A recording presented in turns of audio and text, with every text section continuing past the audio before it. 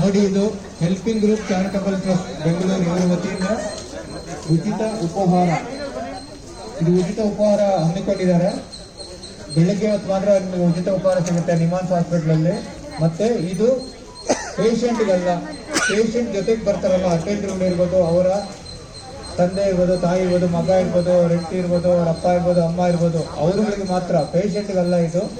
ಮತ್ತೆ ಇದನ್ನ ಸುಮಾರು ಜನ ದಾನಿಗಳು ಕೊಟ್ಟಿದ್ದಾರೆ. ಈ ಆಹಾರ ನಾವು ಇವತ್ತೇನು ಇದು ಕೊಡ್ತಿದೀವಿ, ಇಲ್ಲಿ ಉಚಿತ ಉಪಹಾರ ಅಂತ ಏನ್ ಕೊಡ್ತಾ ಇದೀವಿ, ಅದು ಸುಮಾರು ಜನ ದಾನಿಗಳು ಕೊಟ್ಟಿರೋದು, ನಿಮ್ಮಂತಹ ದಾನಿಗಳೇ ಕೊಟ್ಟಿರೋದು ಇದನ್ನ.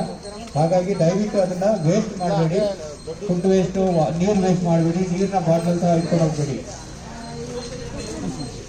ಇದು ಯಾವುದೇ ಕಾರಣಕ್ಕೂ ಪೇಷಂಟ್ಗೆ ಕೊಡಬಾರ್ದು.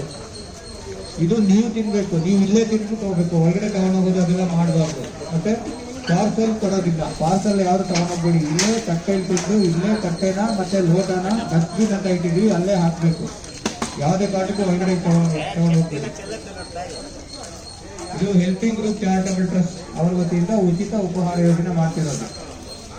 ಇದಕ್ಕೆ ಅನೇಕ ಜನ ದಾನಿಗಳಿದ್ದಾರೆ, ಸುಮಾರು ಜನ ಇದಕ್ಕೆಲ್ಲ ದುಡ್ಡು ಕೊಟ್ಟು ನೀವು ಇದು ಮಾಡಿ ಅಂತ ಹೇಳಿದ್ದಾರೆ. ಸೊ ಹಾಗಾಗಿ ನಾವು ಇದು ಮಾಡ್ತಿದ್ದೀವಿ. ನಿಮ್ಮಲ್ಲಿ ಕೇಳ್ಕೊಳ್ಳೋದೇನಪ್ಪ ಅಂತಂದ್ರೆ, ಯಾವುದೇ ಕಾರಣಕ್ಕೂ ವೇಸ್ಟ್ ಮಾಡಬೇಡಿ, ಆಹಾರನ ವೇಸ್ಟ್ ಮಾಡಬೇಡಿ, ನೀರನ್ನ ಸಹ ವೇಸ್ಟ್ ಮಾಡಬೇಡಿ. ಹೊಟ್ಟೆ ತುಂಬ ತಿನ್ನಿ, ಎಷ್ಟು ಬೇಕೋ ಅಷ್ಟು ಹಾಕೊಳ್ಳಿ.